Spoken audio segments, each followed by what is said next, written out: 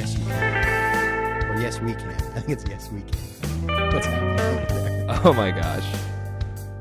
Is that There's like blood. is that too loud? There's blood trickling out of your ears now. My head almost exploded from the music. We got take two, I guess. You want to take another? Do you want to do it again? Wait, are we starting? Yeah. Oh, the rust. It's a little rusty. I feel rusty. I woke up an hour ago. What time is it? Yeah. 30 minutes ago. It's 1 o'clock. Not 30 minutes. An hour ago. 12:30. Give me that. Right. Grant me that, at least. Okay. We haven't done one of these in a while.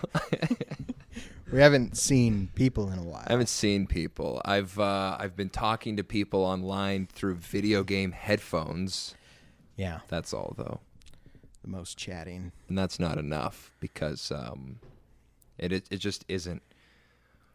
This is Mission Stories. This is a podcast, and it's a quarantine, and we're in a quarantine now. 6 feet apart. And it's no, we're definitely not. We're like That's like 4. that's like a 4-footer. Don't call the government. They're going to come in here with a measuring tape and give us Lashings with it after they've measured with the metal end of it. the double duty measuring tapes. Yeah, with the they're gonna make us hold the ones that roll up with like the metal measuring tape. Yes. And then they're gonna extend it a long ways, and then they're gonna make us unravel it quickly, and it's gonna bite us in our fingers. When it snaps back and you're not holding it right. Okay. That's just me. I don't know if that's a universal. Tell me you've experience. never had that before, where you like done it too far, and then you're like, and then it snips your finger, and you're like, Grandpa, it hurts me. I'm not sure I have.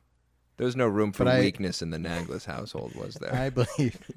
Yeah, your father lets go of the measuring tape, and you just absorb it into your hand like a man. You take the hit. When you start to feel it back on you, you just tighten your grip. I feel like I've been playing a lot of video games lately, a lot of like Call of Duty and basically like these online games where it's like competition based. It's all like competition based, and there's winners and losers, and It's generally how a game goes. I've avoided that for such a long time in my life. The multiplayer. Yeah, multiplayer. PvP, as they call it. Yeah, those aspects of video games. I've really avoided that for such a long time because it's such a upsetting thing. Like my problem is that I am very competitive, but I'm not good at most competitive things that I enter into. That's a tough combination. It's a horrible combination because you feel all the sting of wanting to win, and you usually don't get it, and sometimes you do, and even when you do, it's like, was this worth it? The only thing I'm okay at is free for all in Call of Duty. We're getting very esoteric right now, but that's okay. Yeah, I was gonna say there is an interesting psychology of this online PvP. Because as my wife will attest, I play Apex Legends. She hates it. Hates how much I play it. Yeah. And it's to the point now where when I do win, I'm never satisfied because I'm like, I got an easy lobby. Yeah. If I got a good lobby, I wouldn't have won. So when I get put into lobbies with like the top players and I lose, I'm upset. When I get put into a lobby with bad players and I win, I'm upset. You're also upset. So there's no satisfying you. No, and that's the key.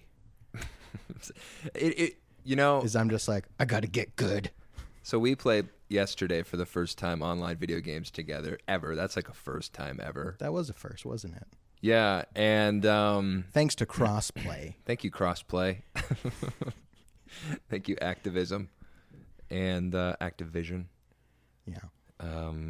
Yeah, we played some of that Call of Duty Warzone. Yeah.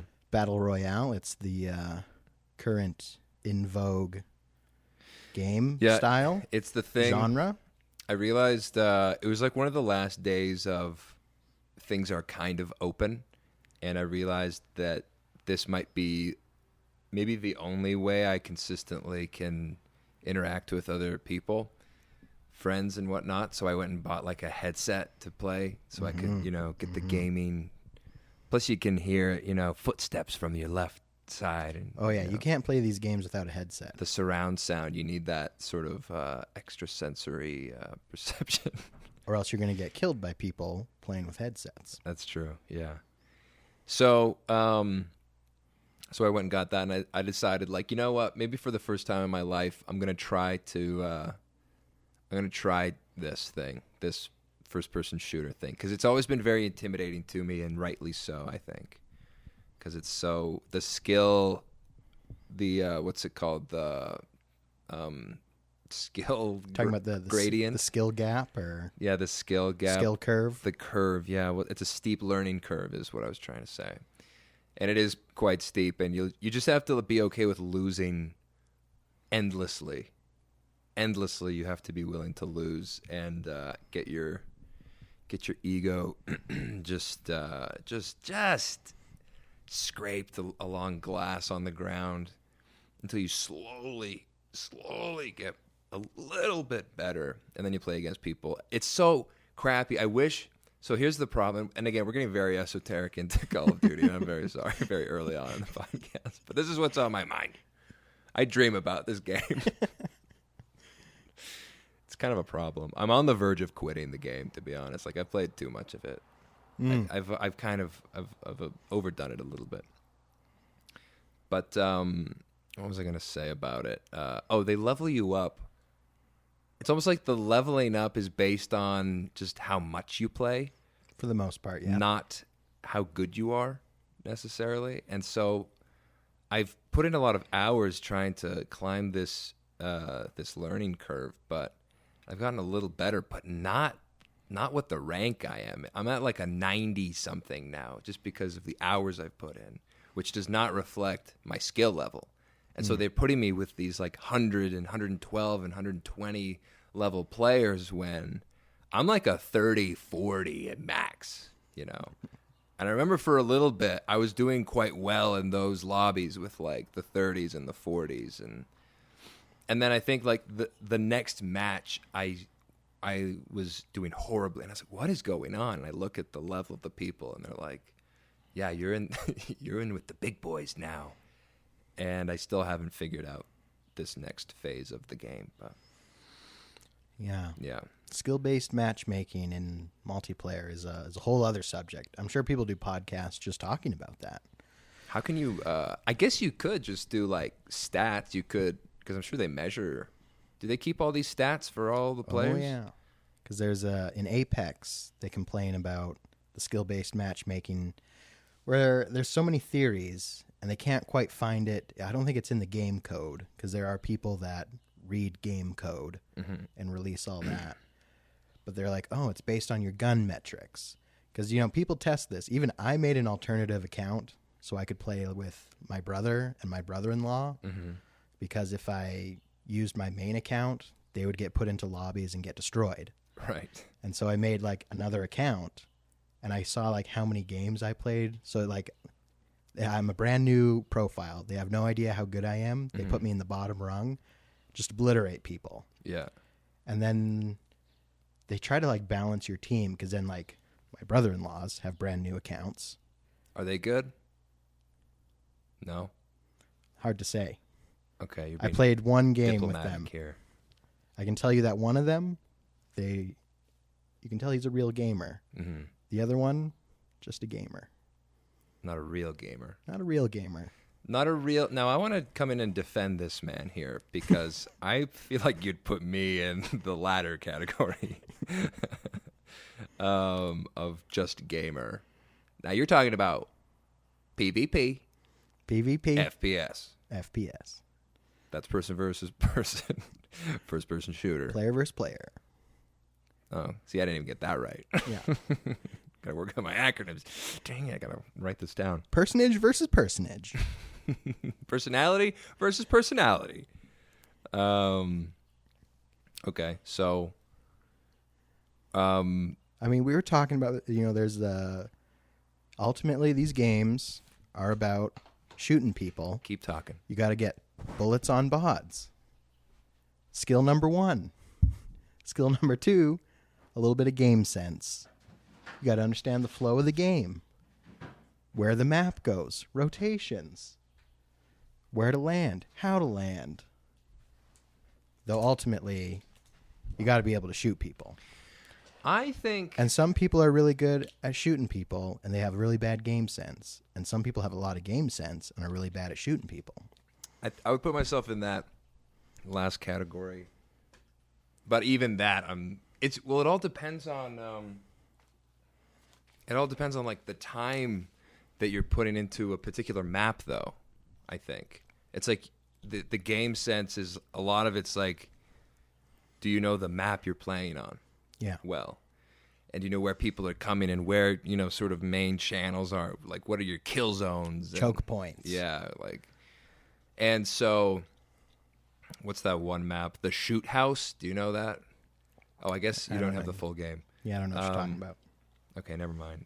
That particular map, I've like, there's maps I do quite well on and other maps where I'm just like out to lunch. I find it's always the ones where I'm the long distance maps I do very poorly on, because half the time I'm like, where is everyone? And maybe I just have poor eyesight or something, but or maybe I need to work on like my sniping skills or something. But yeah, the close range I tend to do better on, and the further out it gets, the poorer I do. But that's life. That's life on the range of video games. Yeah, I know. It's sad. At the beginning of quarantine, I would go shoot hoops at the church. Yeah. And then I kind of stopped, and then we got like the email that's like, "Hey, quit using the church buildings. We know you're playing basketball." And I was like, someone got caught and ruined it for the rest of us. Come on, people.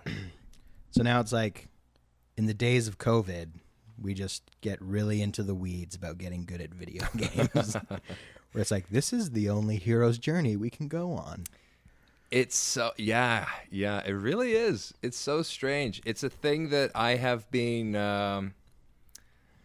I've been reluctant to do it just because of the sort of the multifaceted aspect of it, that I'm not good at it, but I really want to be good at it, and I care about it a lot.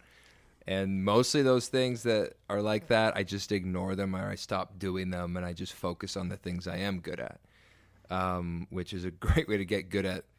It's a great way to like sort of insulate yourself from all of your weakness, and just sort of triple down on your one or two strengths.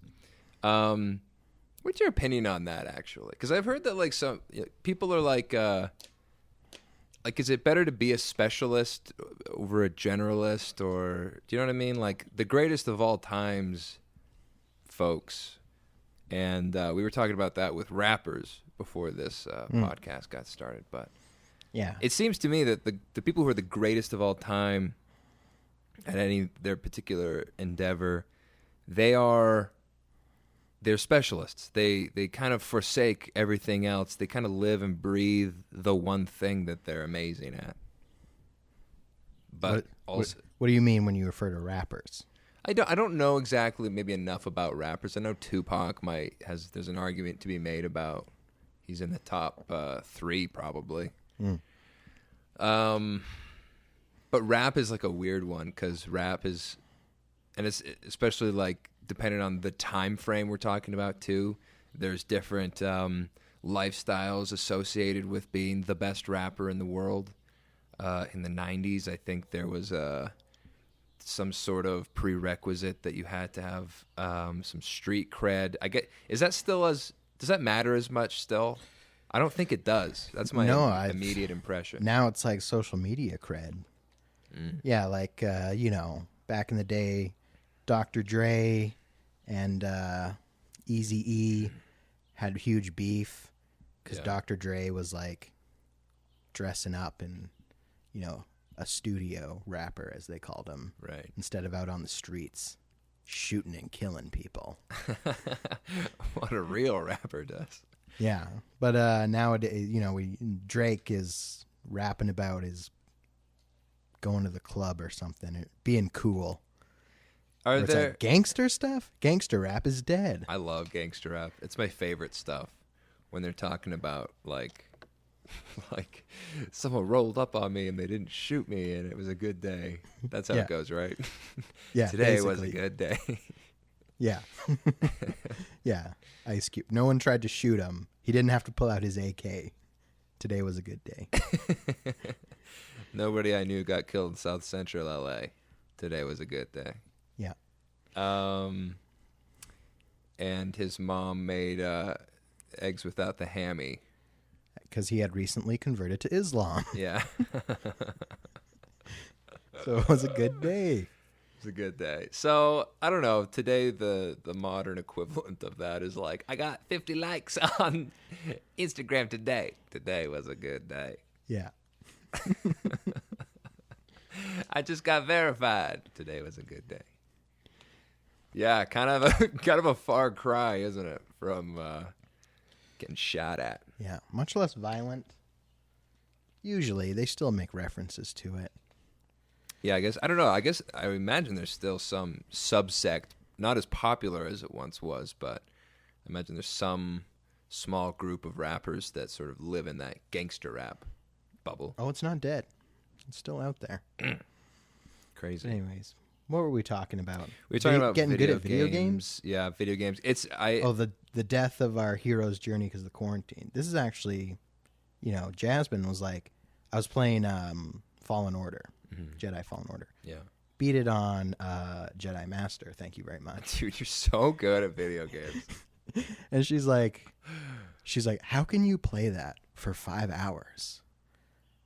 And I was just like, that's easy. And it's like, how can you do that? And it's like, well, my school's been more or less canceled. My hero's journey has been canceled. So the fact that I can sit down here and I get to be a Jedi. I'm not a Jedi.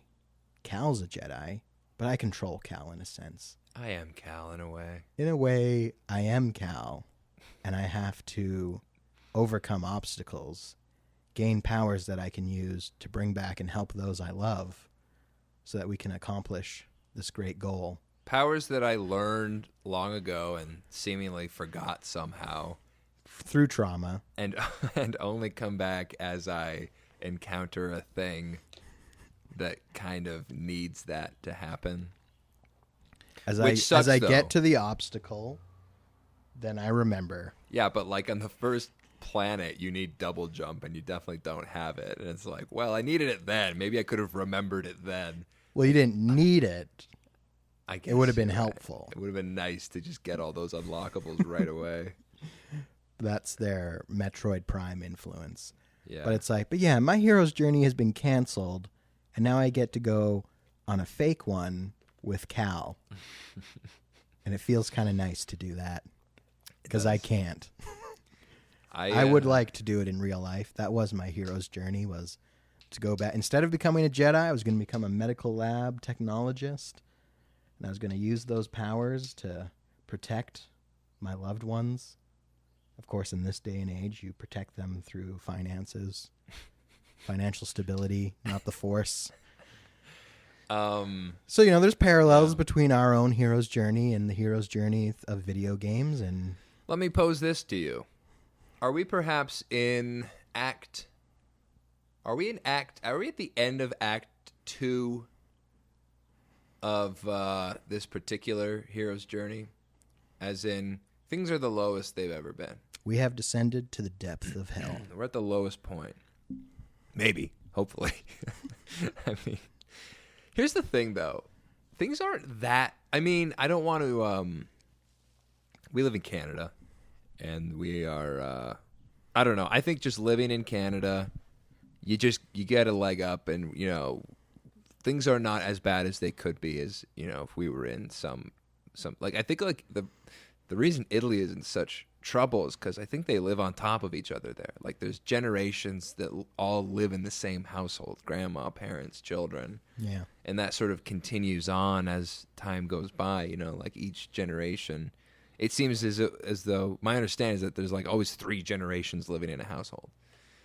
I have my own apartment, and you have your own little space too with your wifey, and so we get the opportunity to separate and to quarantine, and that's like this privilege that we have. And so what quarantine has meant to me is I play a lot of video games, and I work from home now. And it's kind of, I don't want to say it's my dream come true, but it's my dream come true. See, I had that question for you because, on the old personality scale, you come out as an extrovert. I wonder if I'm a learned extrovert,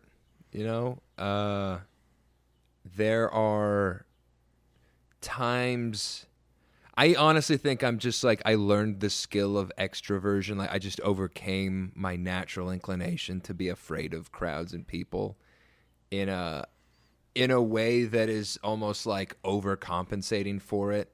And I'm sure anyone who's like seen me at a party would probably attest to this. Was like, yeah, he seems like he's trying a little too hard at the party to seem like he wants to be there, and he's talking to people and I don't know. I feel good being at home. I don't feel like, I know a lot of people sort of struggle mentally with being in this kind of isolation, but I kind of like it. I kind of thrive in it. And I wonder if maybe it's not good for me to be in such. Of course, I talk to people though. I FaceTime some people and I game with some people, and we get to chat and everything. And we're here now talking. Yeah. Yeah. So it's not as if, and then I'm lucky enough to still have my job and be able to work from home. So, I don't know. I think that's what I think about. What about you? Are you, I think you're like a true extrovert kind of, you're like the opposite of me almost. I think your true state is extroversion. No. You say that, but... No, this has been a dream. You like it? Oh yeah. Yeah. Like I don't miss anyone I went to school with. And that doesn't mean I didn't like them. Sure. It's like, yeah, I liked them. Doesn't bother me that I don't see them. Yeah. It's like my dream is to just be in quarantine at home with my wife, hanging out, watching Netflix, Disney Plus, playing video games, maybe read a book. Maybe. Probably not. Had a lot of time. Have you cracked open your Ernest Hemingway short stories collection at all? No. I've got a whole schwack of books I need to read. Well, I just finished my online semester yesterday. Now I've got a week off before I start on my next online semester. So you're still in school? Oh, yeah. Well, here's the problem. I thought you said it was canceled. Well, the important stuff is canceled. So this is what's happening. So we did like 75% of our semester IRL in real life. Uh-huh. And then we finished like the last quarter online. And so that finished yesterday. And then we're supposed to have the spring semester. It starts in a week. But they're not doing any of the lab stuff online because that's been my biggest complaint.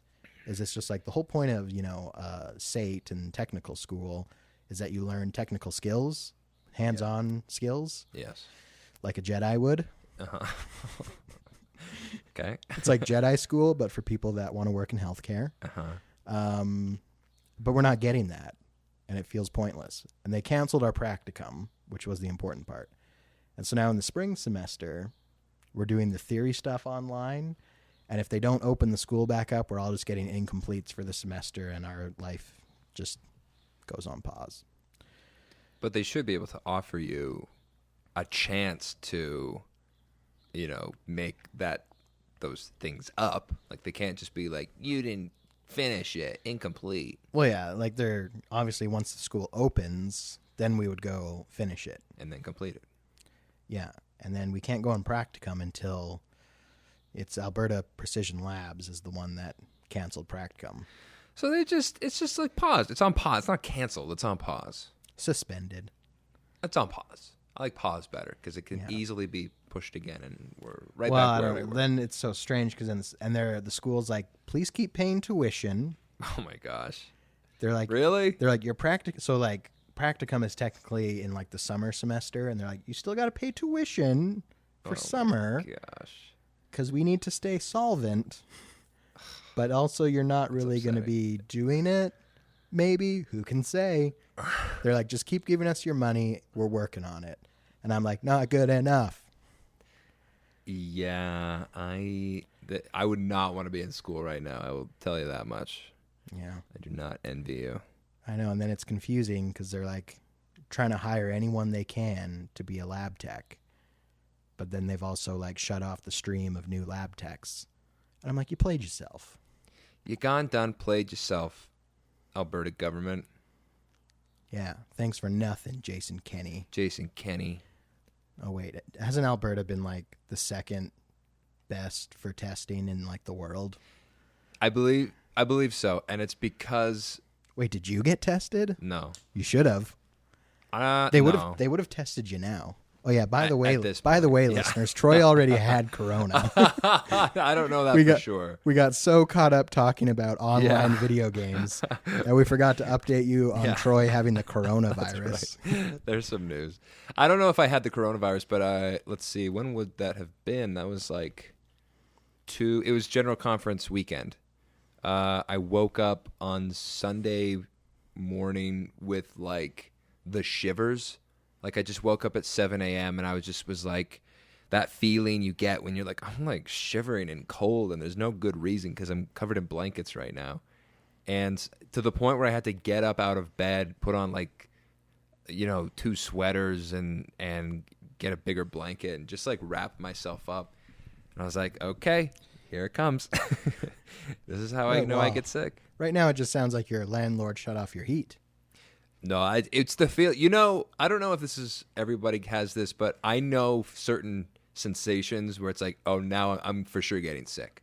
Like this is the beginning of me being sick, and that's one of them for me is when I'm just sort of shivery and cold because like shortly after that the fever comes, and which it did. So, but my temperature never rose up very high though. I just like felt hot. I was hot. The fever was something. I think the highest it got was 100. That's kind of high, though, right? 100 Fahrenheit? Yes. I think that's still within like a range of not unhealthy, but. Well, I know that I thought it was 100.4 or something is like you got to do something about it. Yeah. Were you popping Tylenol? No, I did nothing. Oh. Because I was afraid. Because I heard that if you take something, then something happens. I don't know. Oh, yeah, I heard if you have corona and you take Tylenol, you're dead. Yeah. Like, oh, you're trying to reduce your fever with Tylenol? Oh, well, now your lungs have dissolved. Congratulations. It's like, wait, what? I was trying to help. So I'm just like, it's like General Conference. I'm trying to watch it, but also I'm like, I gotta like make goodbye videos to my family just in case. Because I heard about these people who they were like, okay, now this is your last moment. You might be awake ever. So make some calls, and because we got to intubate you right now and you may never wake up. So having known that, I literally was like, I got to make some videos just in case, and this might be an overreaction. But if I would like to see these videos. Oh, they will probably never see the light of day. They are very. Did you delete them? I think I still got them. They're on my phone. It's so funny because I felt better literally the next day. The next day I woke up, my fever, quote unquote, had broken, and I pretty much felt okay. Okay. Just a little tired, but. Did you make a video for me? I was going to. It was exhausting to make because I was just you have to show your you have to tell your truest feelings to your loved one. So I did one for my family, and then I was like exhausted. I was like, I'll do it later. Okay, as long as I was on the list. You're on. I think I wrote a list down. You're like death videos. I literally have a list. Yeah, it's right here. Yeah, man. I wrote this. I wrote this list, and then I wrote some friends' names down, and I put a box around them. And I think that was to indicate that I would do one for all the friends together. A little group one, huh? Yeah. And so you're in the box. Okay. So I won't say who else is in the box because I don't want anyone to feel excluded. But if you think you're in the box, can you just show me my name in that box real quick? So anyway, let's just move on. Is Sure. it? I'm kind of embarrassed of some of the other names on here, so I don't want to like. Just tell me, is it above or below Nick's? You're right after Nick. Mm. I feel like I have 4 friends, and I think they know who they are. So, I don't think it's a surprise. It's okay. Though I will say this, my gaming has sort of put me back in touch with another good friend from high school, my friend Andrew, and that's been a nice thing to kind of reconnect. He's really good at video games, so he's like he puts you in his backpack. Yeah, you around. Yeah. There's so many times where I'll just be like behind him. He's like shooting someone, and I'm like sort of like I'm the Yoda on his back, but not wise at all. What would that be? Like a gremlin on his back. I'm a gremlin. I'm the thing on Jabba's shoulder. That's like Salacious Crumb. Yeah, Salacious Crumb. That's his name. His name is an adjective. Speaking of Star Wars. Yes. Clone Wars. So the last Fallen Order. Better story than the Rise of Skywalker. I did not like the protagonist of Fallen Order very much. There was something about him. I like him, like his personality. I think it's just his face I didn't like. I don't like the actor's face. You're like this stupid ginger. Yeah, it's like my hair's like almost red, so it's like I don't want to be myself.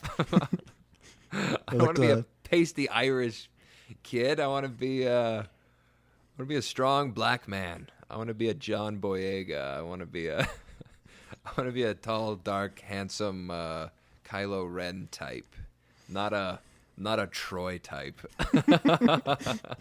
It was a little too close to home for you. It was too like you're like changing your hair because is that why you got a haircut? You're like, I don't want to look like Cal. A lot of the haircut. Yeah, I got a haircut, folks. I don't know if you noticed or would have noticed that my hair had been getting long over the last year and a few months, but yeah, I cut it mostly out of convenience. It just gets in your face a lot. Gets in your face, and it's annoying. And I was like, who am I doing this for? Was the thing. I think I had reached this pinnacle of I wanted the Jon Snow pull your hair back in a man bun sort of thing to prepare for battle haircut. And I had pretty much achieved that, and I was like, what else do I want? And is the reality of this as good as I thought it was? And I think the answer is no. And I don't know. I think I generally just maybe look a little more sharp with a shorter haircut. So yeah. Plus, it's time. It's just like an annual thing for me where I get my haircut in the spring. Like warms up. You're like, time to cut my hair. Time to cut it. Yeah, it's nice to feel the breeze on your neck. I do the opposite. I always start growing my hair out in the spring. Really? At least that's what it's been like the last few years. Remember, I had a man bun for my engagement photos. That's right. A little ponytail coming out. Yeah, you did. A little baby onion. Yeah. People were disappointed at the wedding when I got my hair cut. You should have had it in two little ponytails. Like a samurai? Dude, yeah, now that I think back, I kind of miss my samurai hair, but also it's just annoying. It's annoying, and it gets to a point where there's a period of time where long hair is lower maintenance, and then it gets to a point where it's higher maintenance, and I think that's where I start to want to cut it. So now it's like you see it. I just woke up and it's like all spiky in the back, and I look like a 12-year-old. I've really reverted back to when I was 13. I don't wear deodorant anymore. I have spiky bed head all the time. I play a lot of video games. I talk to myself a lot in my, my own personal space. Record videos of yourself. Videos of myself. But you didn't have Corona. I don't think so. Here's the thing. You called the people. I did the online test thing, and they were like, you need to self-isolate for 10 days or until your symptoms go away. So I did do that. I did not leave the house for 11 days, and you just lived off your SpaghettiOs. Yeah, I got some supplies right at the beginning. I panic bought a lot of stuff, and what's funny is I've been running through the stuff. Like it in hindsight, it wasn't like I still have quite a bit of stuff. A lot of the canned stuff I still have for good reason because it's disgusting and it's not good. And I'm like, I'd eat it in an emergency. Yeah, literally. Yeah, that's how it would go. Is when I was like, honestly, though, if the world ends, I'm going to need this more than if I can still buy a pizza, I'm going to buy pizza. Yeah, Skip the Dishes is still going. Yeah. So, but I don't think I had Corona, but I honestly don't know. So, who knows? But I feel fine now. I was fine a day later. I think it wasn't Corona for the reason that I got over it so quickly. But people's reactions to Corona is so varied, and who knows, right? Like, I don't know. Some people have no symptoms. So maybe it was. I mean, the timing is right for it to have been Corona. Yes. Because I was like in the office from the beginning, like right when it started, I was in the office till end of March 30th. So kind of like the time when everyone was still like, what are we doing? We don't know. I was in and around the people.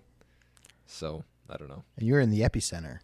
Yeah, I was right. Calgary has like 1,000 times more cases than Edmonton because the Calgary airport stayed open so much longer. And that's where I worked. Yeah. Not in the airport directly, but in a office building directly attached to it. So sometimes I would go walk through the airport. It's so funny though, dude. My what do you call it? My sensitivity to all of this has really diminished. I'm such a cowboy now with my. So I had to go into work last Monday because we're on a rotational schedule. I'm kind of 3 weeks off, 1 day on, in terms of working at home versus in the office. So I was in the office on last Monday, and dude, I got I just went to Subway and got a Subway. Subway's still open? Yeah, dude. I thought restaurants weren't allowed to do They're dirty on the best of days, You're eating salmonella on a regular basis at Subway. Yeah. So I don't know, but I was I'm hungry, and there's no one there. The thing about the airport now is it's practically empty, and so as long as I'm not touching surfaces, and someone doesn't cough in my mouth, I should be fine. Yeah, it was kind of sad. I went to Superstore, stocking up on groceries. And it's I'm not wearing gloves. I don't wear a face mask. I'm just listen, I'm going to go home and wash my hands. Yeah. And I'm going to, try not to touch my face, but I do love it. Oh. But it's everyone is wearing gloves, and they've got masks and face shields, and they're going nuts. And I'm come on, people. What has this world become? Here's the thing, though. It's the whole poison pill thing where if you had I don't know, whatever the odds are of of having caught Corona, what are the odds that you're gonna die from it? What is it 40% or 30? What's the? I forget what it is. I know in Italy, it's 1 in 10 people die if you catch it. So it's if you had 10 Skittles and one of them could kill you, would you take that bet? Which is a direct This is from the documentary, the Last Dance. The Last Dance, the Michael Jordan documentary. It's like 10% chance your foot re-breaks and you never play again. Michael Jordan's like, what about the positive? We got to talk about that at some point, but we got to close the loop on Corona first. Yeah. Well, my quarantine updates. Also Star Wars, we got to finish that. My basement flooded. Whoa. And with Corona? No, with water. It's like all the snow. We had a wild spring. It like snowed so much. Oh, I know. And then typical Calgary, Alberta and then weather. Suddenly it got nice. It's like boom, it's winter today and now it's spring tomorrow, and so then there's all this flooding in our basement.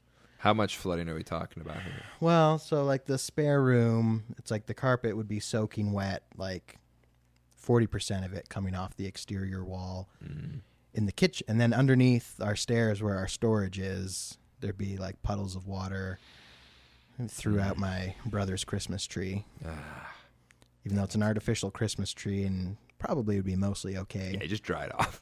We're just, I'm just like, we're sick of having your stuff down here. Get it out of here. This is the perfect excuse to just throw all your brother's stuff away. Yeah, I was like, get this out of here. Has he forgiven me yet? Forgotten, maybe. Forgiven, no. Never. Braden, I'm sorry. Okay. You're a great, strong, beautiful man. Yeah. Let bygones be bygones. I feel like W.W. Phelps coming to Joseph Smith here. I did wrong, and I want him to say, as friends at first, friends at last. Okay. Well, we'll see. That's our religious component for the episode. W.W. Phelps. WWP. Yeah. And, of course, our landlords are off slumlording in Mexico. They're no help. We should make a bracelet. Sorry, just to backtrack one step. We should make a bracelet that says WWWWPD. What would William W. Phelps do? Okay. Now your parents, who are your landlords, are in Mexico. Were in Mexico. Yeah, not anymore. Well, it's interesting. At one point, I did have my sister and brother-in-law come because we did have someone from the Elders Quorum show up. He brought us a pump and a giant air mover for drying out the floor. And then my brother-in-law, this is my missionary moment, he comes over. He brought like a bucket of sand so we could make some sandbags so we could stop the alley water. This is what happened. The alley would flow. It took a hard 90-degree right turn into my neighbor's backyard and then into our yard and flooded our yard. Whoa. And then got into our basement. So he came by and brought some sand. I had some sandbags and we diverted the flow, which seemed to solve the problem. To my other neighbor's house, and now they're dealing with it. Well, then it flew down the alley into the storm drain. But okay. If it had to go to another neighbor's house, so be it. That's the law of nature. That's how gravity works, baby. Poop rolls downhill, baby. But he's just like, where'd you get this pump and this blower? And I'm like, listen, Brian, sometimes it pays to be a member of the church. That's it doesn't pay often. But when most of the time you pay. Most of the time. But every now and then it really pays off. To be a member. Members of the church came through and clutched up for our flood relief. Clutch. We got a new bishop. I taught my first Sunday school lesson in years. Was it last Sunday? Via Zoom? Via Zoom, yeah. No way. I taught a Zoom lesson. It was about the atonement of Christ. It felt good. I haven't taught gospel principles in years. And didn't you give a talk in Saturday? Oh, I guess that's not. But that was like weeks before. Like it was, You're not doing "Come Follow Me" every day, then I guess. No. But I do want to. I feel like I ought to. I have to increase the amount of time I think about religion, because here's what I like to do. I like to pontificate. I like to just kind of think deeply about a topic and try to answer a question about it. And I find the more that I'm doing this, the more I'm able to reconcile some of the more irreconcilable things with my, sort of Asperger's brain where it has to be like, but it has to make sense kind of a thing.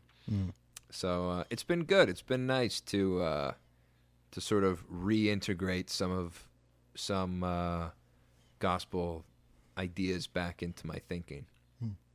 How many people did you have in your Sunday school? I would say 12 to 15 or 16. Something like that. Right in your Zoom meeting.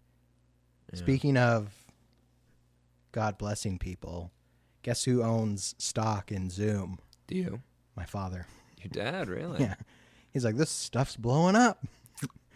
That's awesome. That's good to hear. And then we make fun of him because he doesn't know how to use Zoom. We're like, this is coming from the guy that owns stock in the company. This is coming from the owner of Zoom.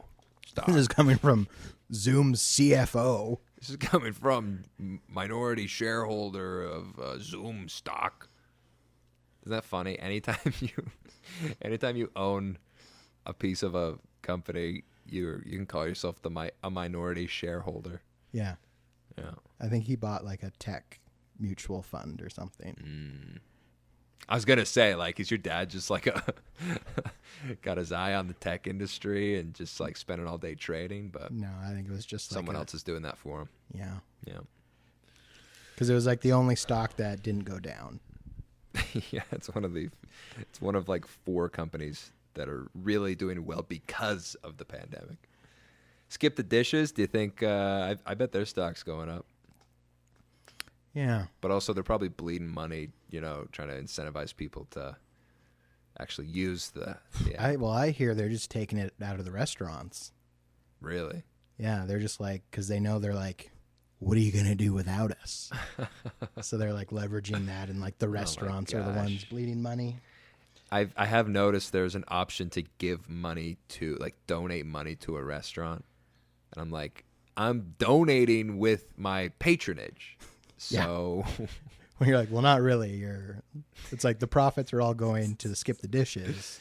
Yeah. Your delivery driver. And though I have seen some people on social media that have now become Skip the Dishes delivery drivers. Ooh, like people or like yeah, where they're people? like it's pandemic time. They're like, might as well just start delivering food. Might as well. Yeah, what else are you doing? Your opportunity cost is pretty low right now, so you can just, anything is better than nothing. Keep yourself busy. Yeah. Opportunity. You see how threw that in there? I'm a freaking economist, dude. Opportunity cost. Yeah. The most important principle in economics. Is it? That was actually like the one question I got right is this like professor that was about to retire. He's like, all right, everyone, what is the most important principle of economics? And I'm sitting there and I'm like, opportunity cost. Everyone's like, supply and demand. He's like, idiot, wrong. Did you pipe up and say No, I was just like in the back with my sunglasses on. And I'm like, opportunity cost, fools. And everyone else is like, supply and demand, fill up labor curves. He's like, you're an idiot. You're a fool. And then finally someone was like, opportunity cost? He's like, yes. Everything in economics is based on opportunity cost. Yeah. Fair enough. That's life. It's trade-offs. Yeah. You know what I was thinking about? And we need to get back to Star Wars, and we need to get back to the Michael Jordan documentary. But you know what I was thinking about is we're in our 30s now. Yes. And I guess, like, to bring it back to the Michael Jordan documentary, I see this guy, a young Michael Jordan, and he's like, I took advantage of my youth and my vitality, In his series against the Celtics? In his early basketball career, he's just like dominated. And he's like, I just took advantage of the fact that I was young. And I'm just like, am I doing that good enough right now? Like, is me trying to become a better Call of Duty player, is that the best use of my time? And I'm starting to think about my 30s. I think it's a key decade for us because it really is 30s and 40s. Prime years, yeah, where we're going to accomplish some some things, the things that we want to. And I'm thinking like, I think if I don't plan on something important to be done, I think those years could easily just slip by and nothing would have happened, or the things that I want to have happened maybe wouldn't happen. Mm-hmm. So that's what I've been thinking about is what do I want to, if they were going to make a documentary about my life, what would be the things I would want to say that like I took advantage of my youth to accomplish this? What would it be? I'm thinking I want to make a movie, like a feature film at some point. And then all these dumb sketches I make, it's like a mutual friend of ours recently returned from their trip abroad in England. Maybe you know who I'm referring to, but like when I saw them, they're like, yeah, this guy, one of the first things they said was like, this guy loves the sound of his own voice so much, he just keeps making these dumb videos. And I'm like, thank you. Good to see you too. Welcome home. All right. But honestly, it's like I kind of just want to do it just to have done it. You know, like I don't want to die, especially with Corona. You know, no one wants to die of Corona. Around every corner, I'm like, I can't have any songs left unsung in my heart. You know, you gotta do the things you wanted to do, and you know, put yourself out there. And I don't know. I think that's the most important part of it. Honestly, it's just like you gotta do the thing you wanted to do. Don't let the things be unsaid and unsung and unmade. I was once offered a job as a movie producer. So if you ever need any help producing a movie, know that I have a little bit of experience. Rejecting jobs. I have a bit of experience in people thinking I could do it. Yeah. But not actually doing it. It's funny because I know. Yeah, it's so funny because the job that they wanted you to do is all of the like not fun stuff. Yeah. Of finding locations, finding actors, finding props and everything. Coordinating schedules. Yeah, all of that stuff no one really wants to do, but it is vitally important, and the thing would not happen without them. So yeah, that's interesting. But anyway, so that's something that I've been thinking about. I don't know. Have you thought about this at all? Like your 10 years, the next 10, you're 30 right now. We're at the beginning of our clutch decade where we really got to put things in gear, make some things happen. Well, yeah, like at the beginning of our little isolation quarantine time, I was a little upset that my journey had been halted, where it's like I was at a point where things were not going my way. Mm-hmm. And then I was like, I'm going back to Sate because it's fate. Sate is fate. It works. It was Nagla's fate. And I was like, I'm turning this ship around to become a hero. And now it's been put on hold. But then it's like, well, this is the time you get to sit at home and make plans for how you're going to rise. Yeah. Like a phoenix, rising from the ashes. Rise from the Skywalker ashes. Yes. Yeah. I'm still working on that. It's like, okay, well, need to get a job. Collecting Trudeau bucks. That's a start. That is a start. It is something. Unfortunately, you can't because you keep working. Dang it. Yeah, I'm lucky. I'm very blessed and I'm very lucky. So I don't know what to tell you. I'm sorry. I feel bad. This is another reason why I'm not good with competition because I often feel I don't like there's a level of dominance and a dominant mindset you have to want to crush people, and like Michael Jordan. And part of me is like I would rather we all win, like, and the trash talking that happens, I'm like, can't we all be friends? But I think have you guys ever heard of the abundance theory? Yeah, I'm a little too nice, I think. I hate losing, I'm too nice, and I suck. And those three things combine to create a bad Call of Duty player. Anyway, so but I'll help you on your screenplay. Please do. I'll come up with some treatments. Thank you. I actually had an idea as I was walking the other day for a film. It's called The Tower. And it's about the Calgary Tower. Okay. And it's about there's a fight competition, and if it sounds a little derivative, Well, I was a little worried. You're like the tower. I was like the Stephen King movie. No, this is about the Calgary Tower, and there's a competition that takes place in the Calgary Tower every 7 years, and it's a fight competition, like Mortal Kombat, like a Mortal Kombat, yeah, or like Enter the Dragon, or anyway. So let's not keep naming the films where this is the main premise, but and it's basically it's an opportunity to make fun of Calgary and like sort of.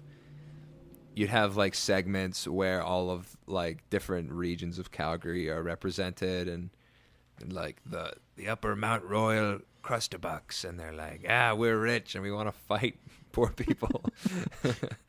And then you get, all the regions are represented, sort of the Marlboro. Yeah, Marlboro, the downtown yuppies, millennials who have no jobs collecting Trudeau bucks. I don't know. I guess that's everybody though. So anyway, there's more to it, but that was just like it's so funny though, because by the end of the walk, I was like, I don't want to make this. Like, this is a good exercise. Yeah. You been getting out on walks at all? I have done a few walks. What got wild was there was that Sunday the first Sunday that got real warm. Yeah. Jasmine and I head out, and I'm like, let's go to Edworthy Park. It was like the Calgary Stampede. There was so many people there. We like step out of our car, and Jasmine is like having an anxiety attack about trying to like stay 6 feet from everyone. Yeah. I was like, let's just get back in the car. Yeah. Then we drive to a different park, which I will not name because there was no one there and we need to keep it a secret. Okay. But yeah, speaking of the Calgary Stampede, it's canceled. Canceled. I think I'll survive. I think I'll be okay. The city will probably be a better place without it. Yeah. Yeah, I agree. There's, this has been a great time for me to be like, I guess I don't really need, X, Y, Z. Let's include the Stampede in that as well. It's like, I think I'll be okay without it. I'm fine without it. So the Calgary Expo was canceled, the Comic-Con of Folk Fest. Calgary. Are you going to be okay without a summer full of folk music? I think I'll survive. Back when I liked City and Color, I used to go to those things.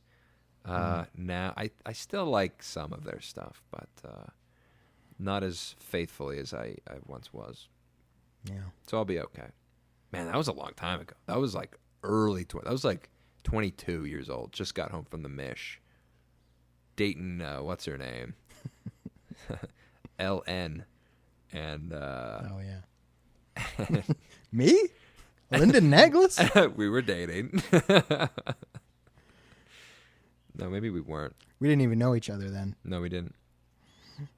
Should we talk about, well, what else? We got to get into, there was that Tarantino bit that I was complaining about. Right, but yeah. Before that, you were talking about your film being derivative. I was like, hey, history just repeats itself. Yeah. Or does it parody itself? I have all these, yeah. We'll get to that. But let's close the loop on making sort of our hero's journey, making our 30s count, and this movie idea. I want to, so I've been like, I have these ideas back from when I was like 17, 18 years old, and they've been kicking around in my head, and they just require massive budgets. And so I'm just like, maybe, do I like combine all of the ideas I've had into one movie and you do the one movie, or do I get ambitious and do I say like, hey, maybe I make several films? I don't know.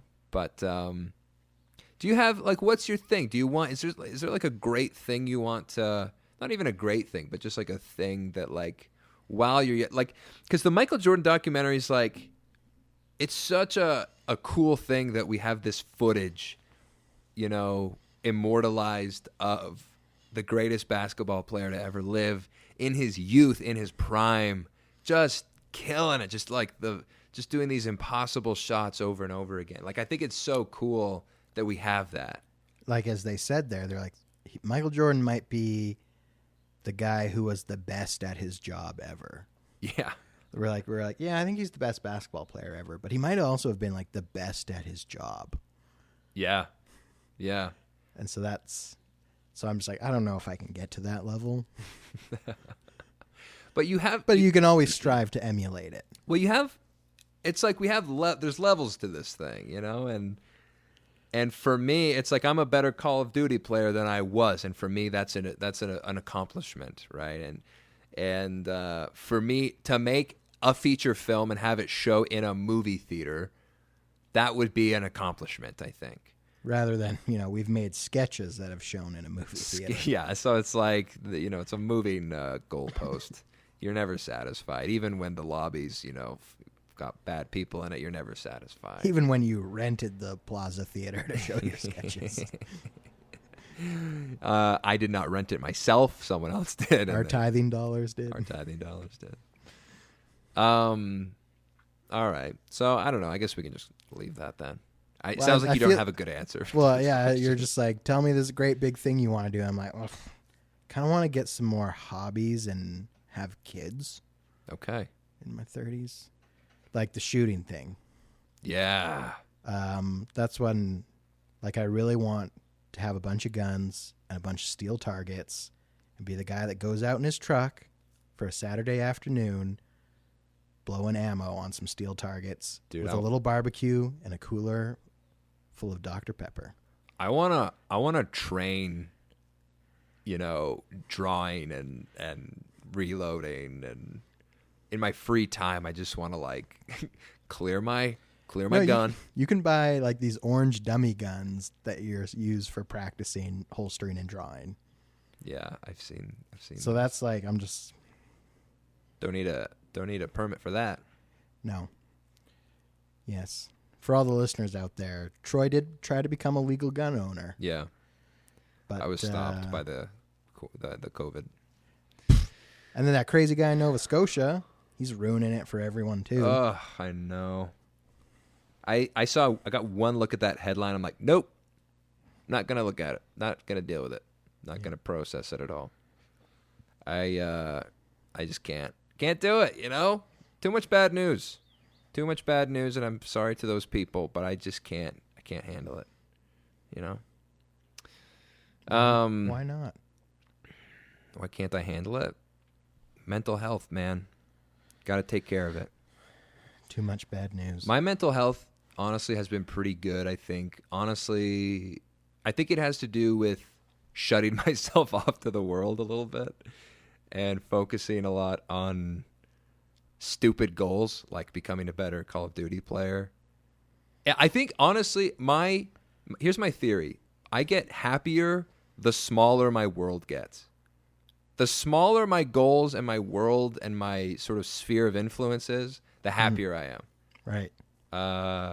And the stupider my goals are, or maybe it's just having goals. Because maybe it's like your goals have to be so small that they can be achievable. Well, I just made me think of princes and their principalities. You don't want to have a principality so big you can't control it. Yeah. What would Machiavelli say? He would say to not do that. Probably just what you just said. If only we could get him on the horn. Hey, Mackie. What's his first name again? Niccolo, that's right. Hey, Niccolo. Yes, I'm Niccolo Machiavelli, and I'm here to help you with your princess and your principalities. Is that a good Italian accent? I can't tell you. Niccolo Machiavelli. I like that. Niccolo Machiavelli. Yeah, it's, Eating a pizza all day long. I'd like to have some adult hobbies. Yeah, raise some chitlins. Gun shooting is something I do want to get into, regardless of if there's an apocalypse or not. That was a big motivation for me. Is like when the apocalypse comes, and society breaks down, and the police are overrun trying to keep order. I think you'd want a gun. You know, if someone's like, "Hey man, I need your stuff, man," and they're sort of like they're getting a little too in your face. And they're like, come on, just let me in. At that moment, you want to be able to be like, and then like point the barrel in their face. That's what I'm thinking. That's the thing I don't want to say fantasize about, but that's the simulation I run in my head when I think of like times you would need a gun. people coming to get you stuff. It's a Cold War sort of thing. You wanna. It's the arms race. You want to have the thing, deterrence. Mm-hmm. That's what it's about. But also, I don't know. I don't know anything. Who can say? Maybe it's just escalation. Now we got nuclear proliferation because of that. It's been a slippery slope. It's been a slippery slope. What is this going to be? The Wild West? I hope so. Everyone's got 6-shooters, cowboy hats. Okay, what should we talk about? Wisecrack. Yeah, let's talk about Star Wars. You drop us in. Give us the context, Lyndon. Well, Troy and I are big fans of the YouTube channel Wisecrack. Our friend Jared tends to do Jared here. More philosophical analysis of pop culture. Yep. That tends to be his shtick. I'm kind of all about that. And he finally did a video just the other day from home in his little quarantine space about everything wrong with the Rise of Skywalker. And it was like a what went wrong sort of a thing. Went wrong. Yeah. And I watched it, and I was like, I'm not so sure about this, Jared. I shut it off. I about 2/3 in, I was like, I just reject his thesis. The reasons he gives as this is, I forget what it even is. Yeah, it's like it's because it's too much like other Star Wars films. Yeah, that's his premise. It was kind of the same argument. Well, it's the same argument they make about any J.J. Abrams, like The Force Awakens. Right? It's a derivative of A New Hope. Yeah. So they're saying The Last Skywalker is like a bargain bin version of Return of the Jedi. Was basically his thesis. And so then he talks about how J.J. Abrams is like history repeats itself, which is why he kept bringing all like the fan service back and then Palpatine back. But then he, of course, starts quoting like Hegel and Marx, because Hegel's like, history just repeats itself. But Marx says history makes parodies of itself. Yeah. To the point where The Rise of Skywalker is basically a parody of Return of the Jedi. Because if you had not seen Return of the Jedi, there's no emotional connection to all these things. It's like Han Solo comes back and he's like, I know. He drops that line on his son. Hey, kid. Yeah, And it's like, if you, in the original series, they earned it. There was the will they, won't they, as he says, between him and Leia, to where she's finally just like, I love you. And he's like, I know. And it's like they had earned that moment. In the Rise of Skywalker, they didn't earn that moment. They just took it from the original series. And you, as the viewer, if you hadn't watched the original series, it only carries that weight from the other thing. So it's just a parody. Can you make the argument, though, or I do make the argument that consider the purpose of this film. Consider the purpose of even the sequels in general. Trying to make money off the original magic. Yeah. Who are you making these for? You're making these for probably two primary audiences. You're trying to bring new people in. You're giving a generation of kids a new batch of heroes, a new, the other kids got, Anakin and Obi-Wan and Padme they're their generation. And I think it's cool that there's a generation of kids that like the prequels are their like old Star Wars movies that they like. And now we got this new one, and okay, great. And it's the same story, yeah, but can we it's all the same story. It's the monomyth. That's the story we like to watch. Is the hero's journey. And that's what this is over again. And yeah, it's a lot like if you're going to make a Star Wars film and it's going to sort of fall into the hero's journey line, there's only so many paths you can take with it. Mm-hmm. A Star Wars hero's journey, you can do like a sort of a serialized Star Wars we know looks something like Clone Wars or The Mandalorian. You know, just episodic. Here's a fun little adventure. Sort of even thing. then, the Clone Wars the reason that I think that works is it's very much character arcs, because the story is like on rails. And I think even, what's his name, Dave Filoni was talking about this, because if you're watching season 7 of the Clone Wars, haven't yet. I'm still catching. I'm on like season 5 right now. Okay. Well, season 7, it's coming down to the last few episodes, and the events of Revenge of the Sith have already started. Right. And there's like similar, they like recreate scenes, right? I haven't seen that yet, because that's kind of the thing is it's like Anakin and Obi-Wan are off dealing with the beginning of Revenge of the Sith, right? Right. Like what happens at Coruscant. And then it's like Ahsoka and Maul are dealing with what's going on in Mandalore. Right. And so, and then they're not, and people are upset that they're not showing that. He's like, listen, go watch Revenge of the Sith if you want to see that, because you don't need to see it in the Clone Wars. Yeah. Because that's all about like character. Because everyone who watches the prequels, they know what's going to happen. So the story isn't that important. It's more like character development is important. Right.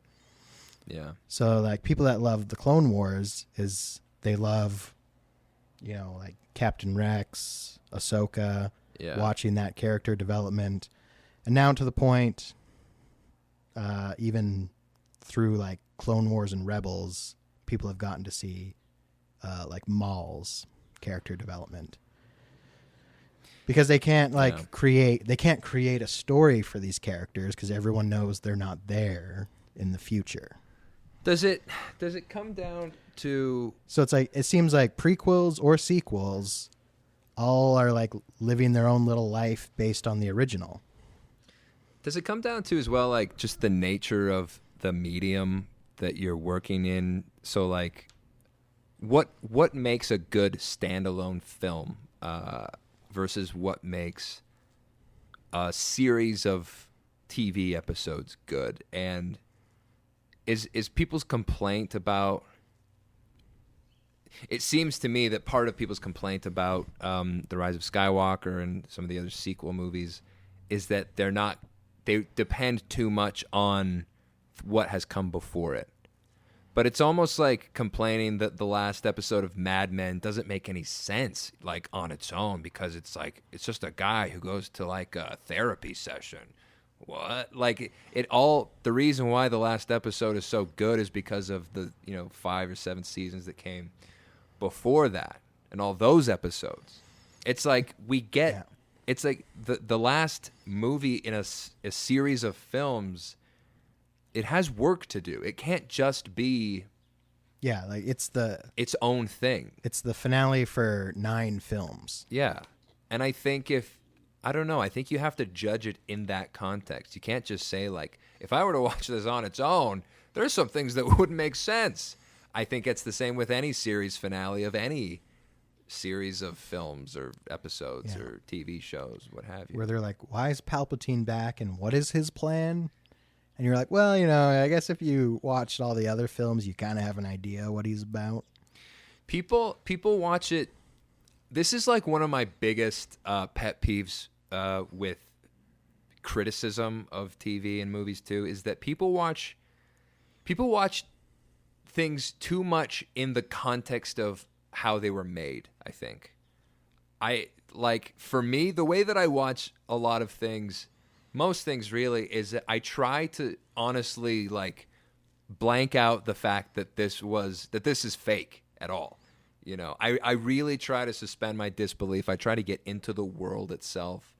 And if Palpatine all of a sudden comes back and he was the guy, like it's not a matter of like, I can't believe the writers did that. It's like, I can't believe that happened. That just happened.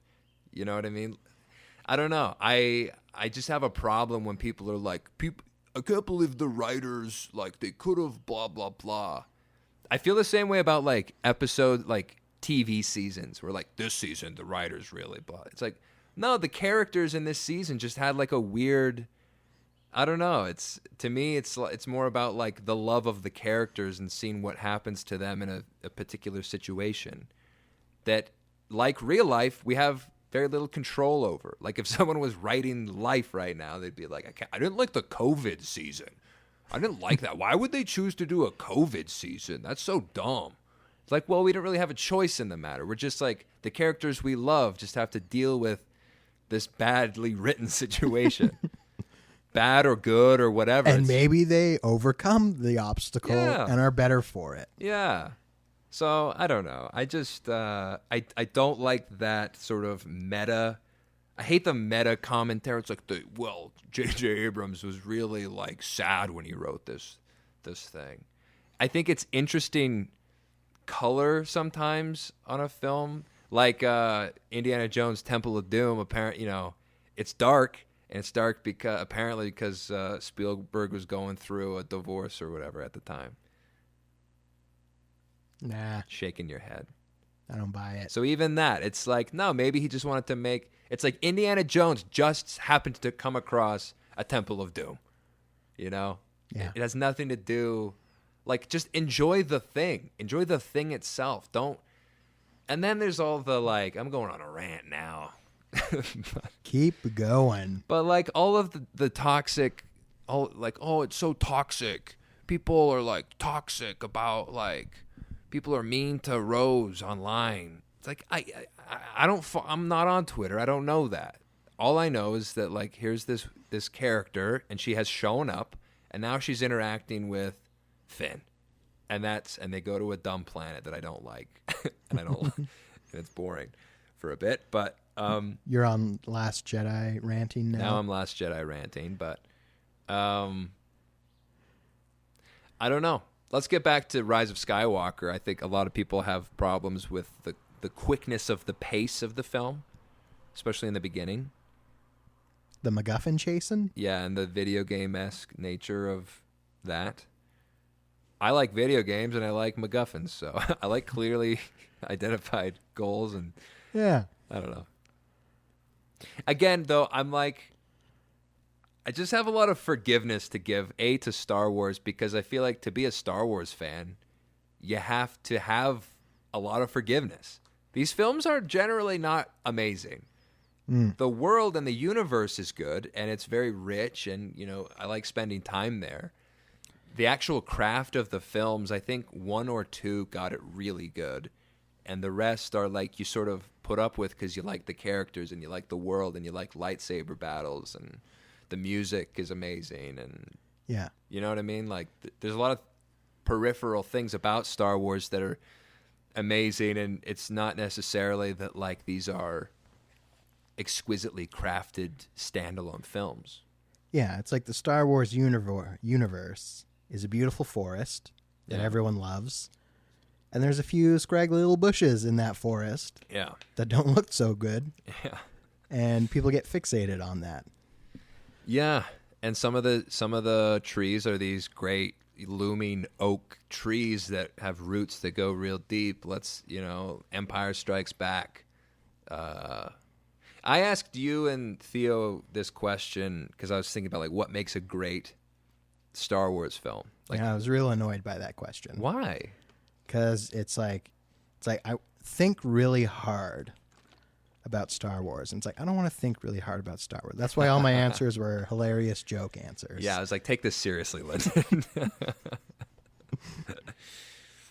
I said, I think one among like fun was one of them. It's got to be sort of operatic and swashbuckling at this sort of. It's got to walk that line.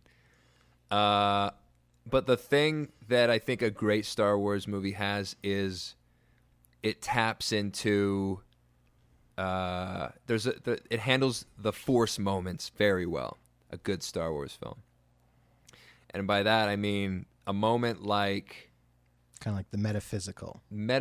It's where the hero has to tap into themselves and sort of look inside themselves and also tap into the greater force in order to accomplish an important goal. So Empire Strikes Back is full of these moments. Luke upside down, about to face what's it called? The monster, the fuzzy abominable white snowman snowman thing. He has to he's trying to reach for it. He has to calm his mind and then cue the score, and he's able to grab the lightsaber, to call the lightsaber to his hand. Great moment. So that's the kind of moment that is in all throughout Empire.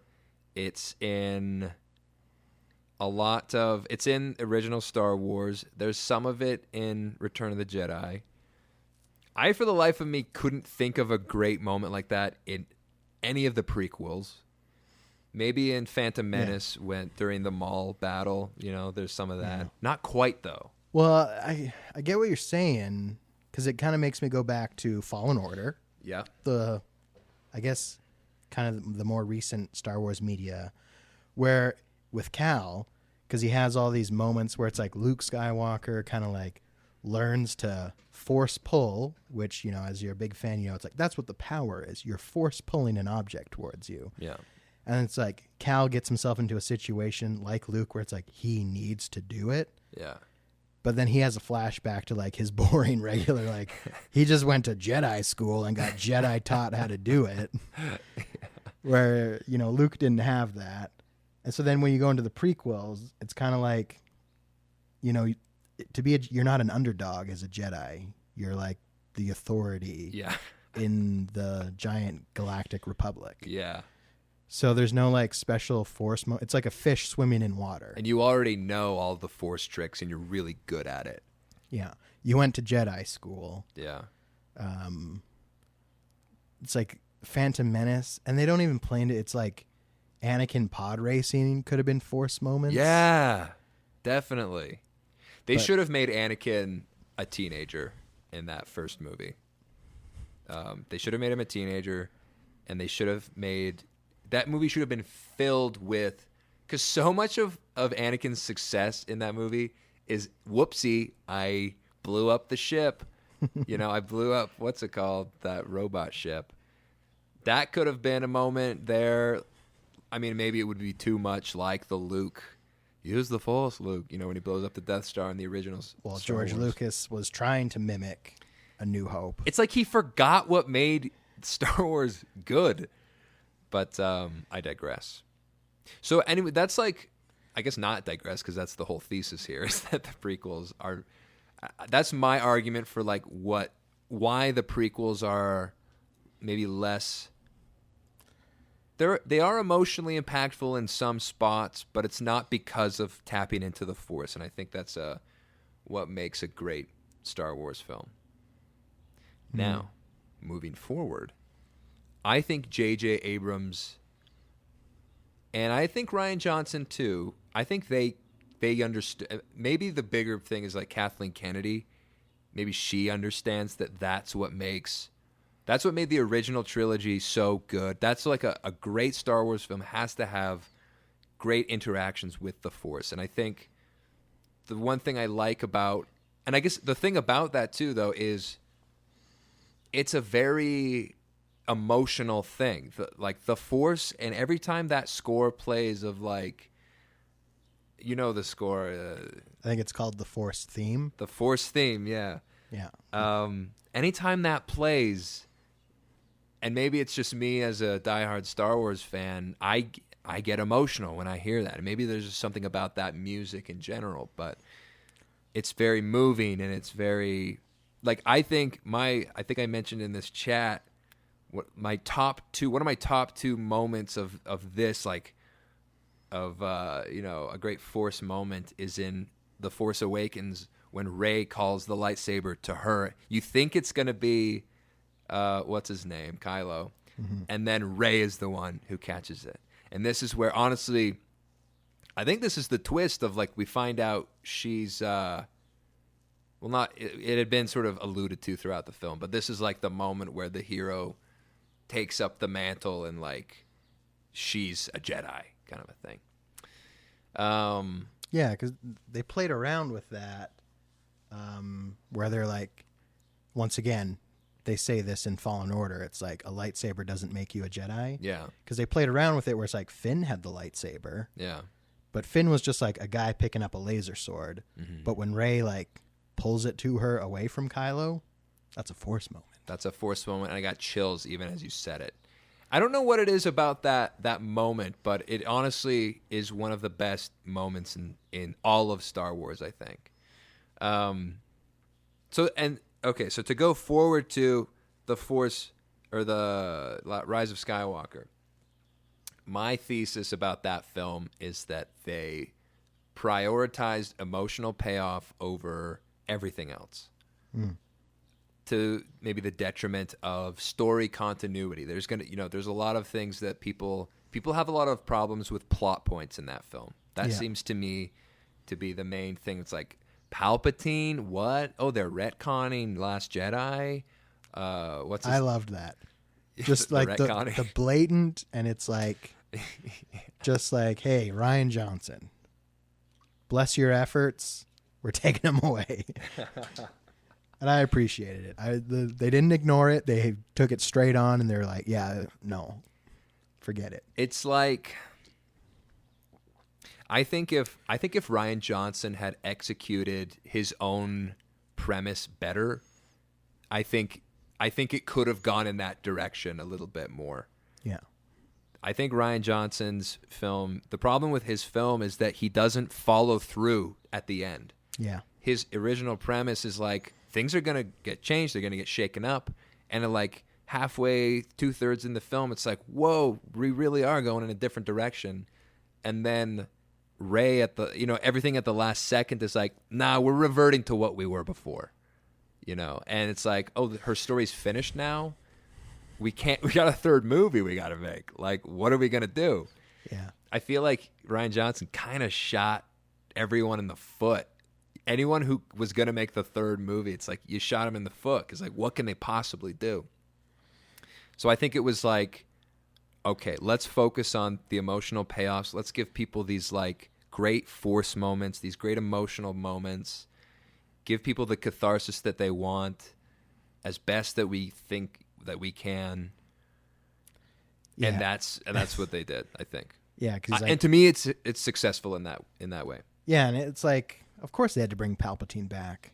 Yeah. Because they used Kylo Ren as a stand-in for Vader, and Vader was always the villain, but not the bad guy. Yeah. Because he needed to be redeemed. Mm-hmm. They're like, well, now we got to redeem Kylo. And right now he's like the only antagonist we have. And then we killed Snoke. Who was the antagonist, the bad guy. I liked that they killed Snoke, but what do you think about that? Like, what if Snoke had lived through Last Jedi? Jedi is such an interesting film. Well, it's like they can kill him, but to make it interesting is, because even then it's like, history repeats itself, and I think Rian Johnson's like, no, which is dumb because he wasn't making the third movie. Yeah. But then it's like, because the whole point is like Empire Strikes Back, and the Empire struck back, and they were like winning. Yeah. And then you have to have a return of the Jedi. So then they're like, Last Jedi. It's like, it's over for the Jedi. There's been so many moments, and I can't even talk about it because you haven't even seen season 7 of the Clone Wars, where someone's like, join me, and we can, choose the lesser evil to defeat the greater evil. Yeah. And they're like, no. It's always just like, no. And that was like, Kylo's like, join me, Rey. And we're all kind of like, it should have ended with her being like, okay. Yeah. Oh, what an ending that would have been.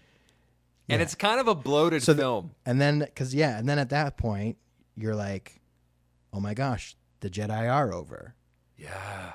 And then the third film is when they redeem themselves somehow. Yeah. Because Rey redeems herself within the movie of The Last Jedi. It's like she's faced with the temptation. She rejects it immediately. It's like improv where they're like, it's like the yes and approach where you have to, that's how you move the thing forward is like, yes, let's see where this goes. And, Kylo gives the proposition and she's like, no, I'm going to do, I'm going to just take over the scene. And I don't know. It's weird. I had a thing I wanted to say about Last Jedi. I can't remember what it was. The terrible choreography on the throne room fight. Oh, this is what I was going to say. The biggest blunder of that film, in my opinion, is if they were maximizing for emotional payoff, they dropped the ball so hard on the simplest and easiest thing they could have done. It was a layup, and they goofed it. Have all the Force ghosts appear, not just the voice. I want to see Mace Windu, Qui-Gon, Anakin, Obi-Wan, Yoda, Ahsoka Tano, whoever else they had in there. Show them. Give me the Avengers Endgame moment where the circle's open and they all come out. Yeah. And they do like a little. I mean, they even had a lightning battle. Let's do the Dragon Ball Z. Everyone's. They said it would have taken away from Rey. It wouldn't have been Rey's story anymore. It would have been the Jedi story. Where it's like, okay, all of the Jedi live in Rey. They live in the Force. They live in. Oh my gosh. Yeah, I would have very much. If there was one fan service scene I would have asked for, it would have been like, bring back all the Force ghosts. Yeah. I can't believe they didn't do that. And I don't think it was a budget. It couldn't have been a budget thing. Nah. This is Disney. This is Disney. I can't believe they didn't. They could have brought Iron Man in if they wanted to. Could you imagine? Just like she's like down, and then all of a sudden, it's like the whole Harry Potter thing. That's why these movies are satisfying. It's like Endgame, Harry Potter. This had the chance to be that, but it goofed that moment. It's nice to hear the voices, it is, but you also are like, who's that? Who am I listening to? Yeah, where it's interesting because so they're trying to like give this big payoff because it's like the guys from the Rebels. Yeah, which is cool, and I like it. It's like they're in that because it's like, was that Freddie Prinze Jr.? Because I don't even remember like the character's name. It's Freddie Prinze Jr. Yeah, he plays a Jedi. Yeah, so his voice was in there, and it's just like, so it's like they're just like, hey, I bet you guys watch all the other Star Wars stuff, don't you? It's like, yeah. So give it to us. Actually give it to us. Don't. But I mean, I guess part of the problem is that you'd have to visualize in real live action certain characters that have only been cartoons yet so far. I bet Freddie Prinze Jr. would take a paycheck to. Easy enough to do, though. I mean, he looks enough like his animated character. Yeah. And I guess Ahsoka Tano. You could have brought in Cal Kestis. There's an actual actor. The voice actor and the animated actor are the same thing. That's true. I wouldn't have even minded if Count Dooku shows up. He's like, I got redeemed in the afterlife. What can I say? He's like, remember I was a Jedi first? I was a Jedi first and last. Yeah, it turns out you don't have to do anything to be redeemed as long as you're a Jedi. At one point in your life, so. I've been wreaking havoc in the Jedi afterlife. That's a sketch right there. Yeah, so that brings in a lot of questions. Who is saved? Yeah.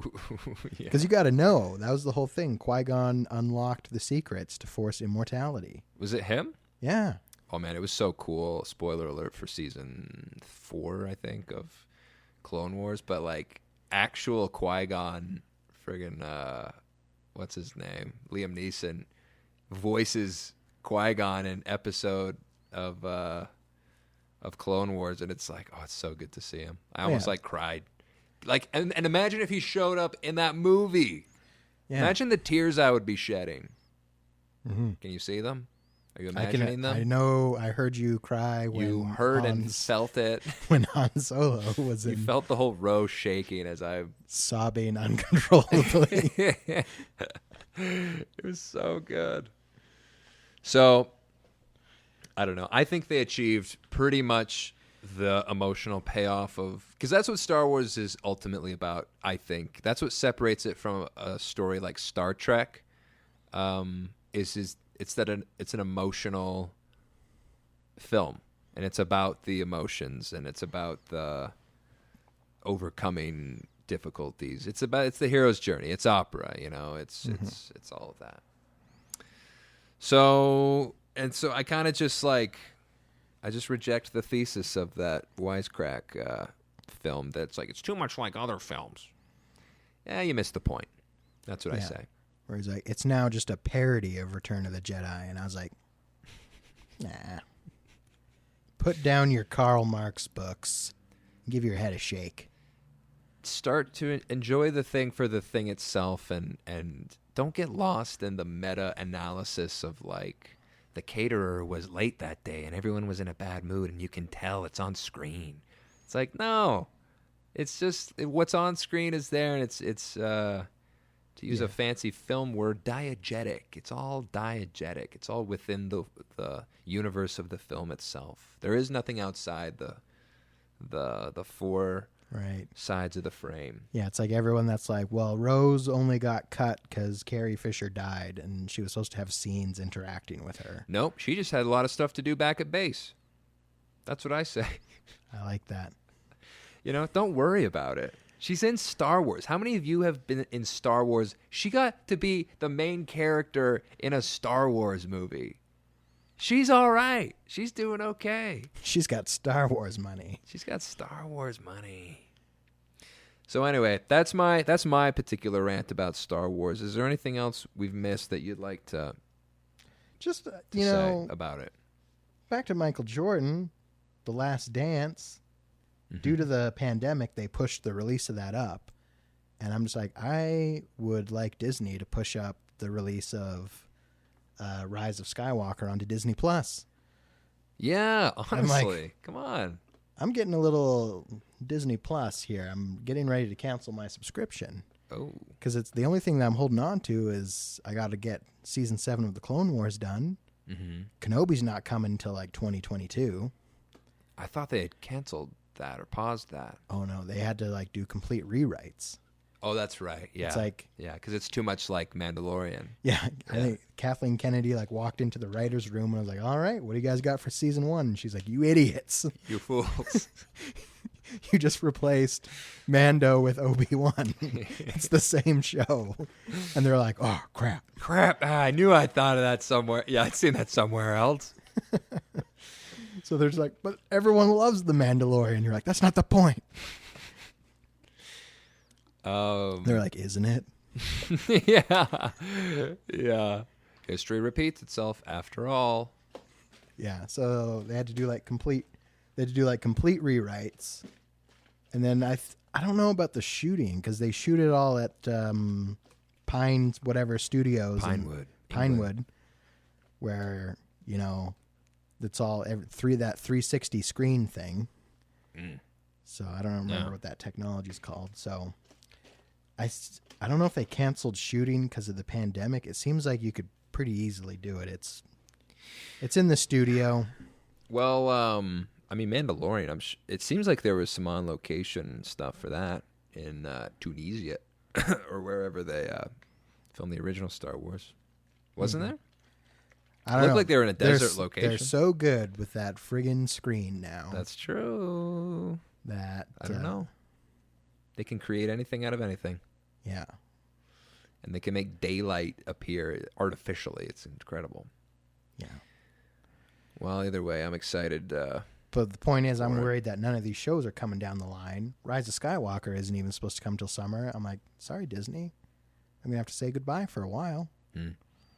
Fair enough. I mean, each member of our family, my family had got an account for it, and we're like, what are we doing? You can have like 3 accounts on this thing. So I canceled mine, and I'm mooching off my parents' account. I might have to just cancel mine and go off my parents'. Yeah, do it. As a protest to Disney not producing enough content. Well, give them a break, because that's what we need during COVID times. We need content, and we need content to devour. And this is content for you folks here, right now. Yeah, and a lot of people worried about you.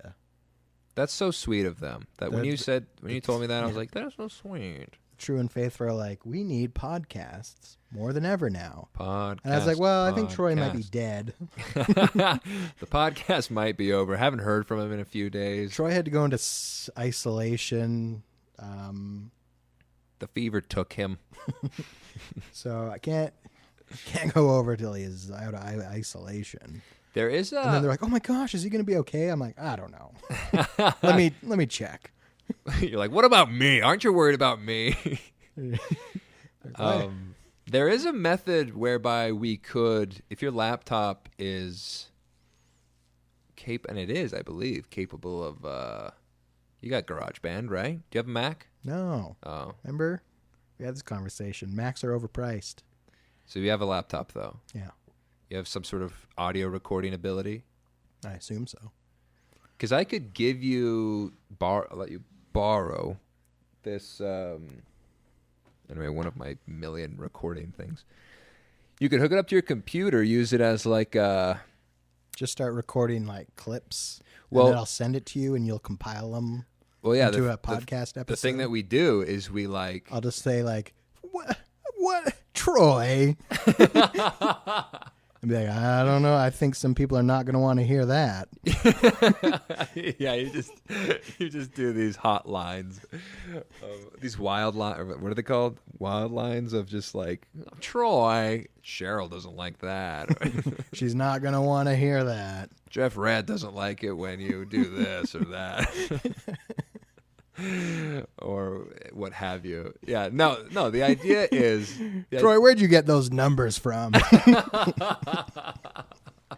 So I'll just pre-record all that. Yeah, and we should actually do that one episode. Just like a quick one. You know, I was looking through my phone, the audio recordings, and I came across the lost episode where it's like me, you, and Jeremy and Denny's, and we're like, this is an episode. It's like very short, but oh yeah, I forgot you recorded that. Yeah, it's kind of. Was it more than like 2 minutes? No, but honestly, it kind of worked.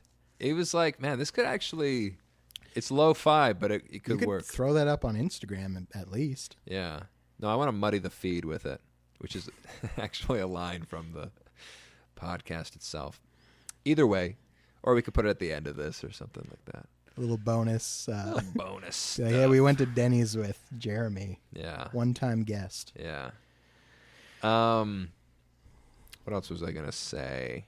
Oh, did we ever check those emails? Let's check them. The DMs? Well, just, I guess, like, the point is, you could... Let's see. Oh, yeah. One time... we can, like...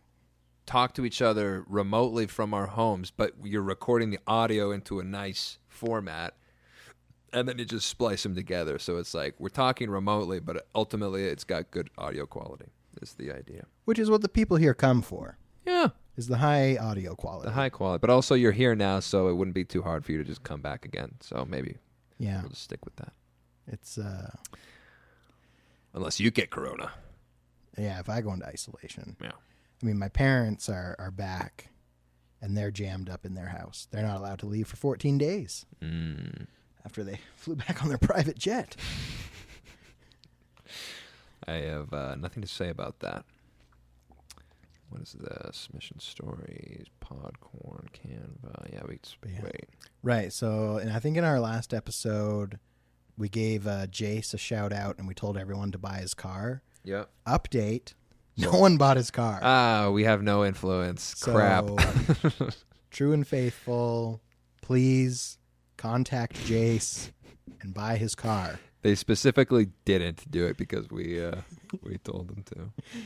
Everyone that listens to this was like, I don't want a car. Buy his car, people. Do it. Do it for us. So I don't know if we've read this or not. Who's it from? It's from March 13. Probably not, actually. Yeah, when was our last episode? We might have read it. I'll read it again just in case. Who's it from? Alex Williams. Oh. This is from an episode long ago, so...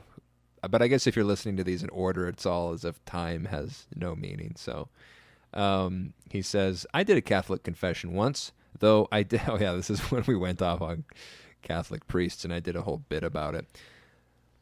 Though I did not repent for being Mormon, he made me go through everything else, though. Wait, I haven't heard this email. This has got to be new. So I guess Alex confessed all of his dirty sins to a Catholic priest before. This is a bit. I don't believe it. No, it's true. I'm reading it. Okay. We got to get him on the horn. Got him on the horn. He says, I'd love it if you had this former BYUI professor on. Please do. Do you remember that guy? I do. Yeah, he's the guy who he used to be a BYU professor at BYU Idaho, and he was all in, right? And then he found some historical stuff out, and now he's out. And on the episode, we're like, come back. And there's room for all of us here. Forget your... I just remember he's like, you guys are so cool. If you were in my ward, I would have stayed in the church because you guys are so cool. Yeah. That's what I took away from it. And that's true. And I was like, you're right. You're right, buddy. He also, Alex also says, also, I have a talk on Sunday. Very funny story. It's weird grammar. Also, I have a talk on Sunday. Very funny story about how much of a disaster it was. Oh, the talk. Classic, he says. True and faithful, Alex. So maybe we need to get him on the horn. Yeah, he's still podcasting hard. Yeah. But it's been a while since he emailed us. Yeah. I'm glad to see he repented. Yeah. Well, this was a while ago, so. Well, we haven't done an episode in like a month at least. Yeah. Yeah. Well, that's March 13th. And it's April 25th. 5th. We really need to up our game, dude. We've been dropping the ball. This is Corona really got in the way. You know, it really did. So we're sorry, but also calm down. Let me check the Instagram. Everyone, cool your jets. Cool it. I'll check the Instagram. Just see if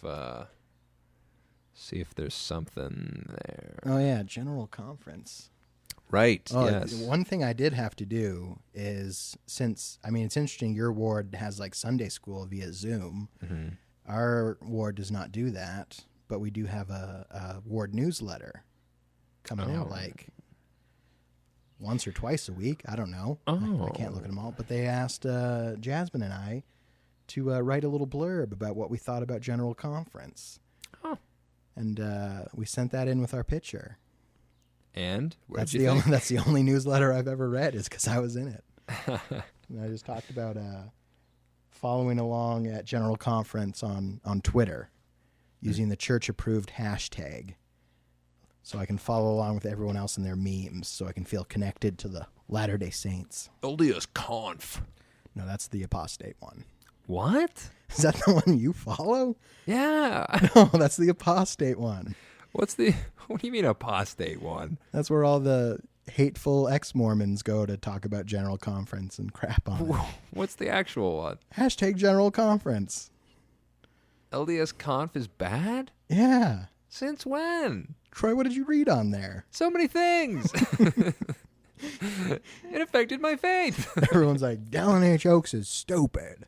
That's so hashtag funny. LDS Conf. You know, I was wondering why it was so. But isn't every hashtag is hijackable though? Like you can just put whatever you could put a picture of a. Well, no, that's true. An ISIS beheading and put General Conference on. And no, yeah, people do that because for like Saturday morning, hashtag General Conference was trending on Twitter. Mm-hmm. So a lot of people like. Whenever they'll tweet something and then they'll put a hashtag for everything in the top 10.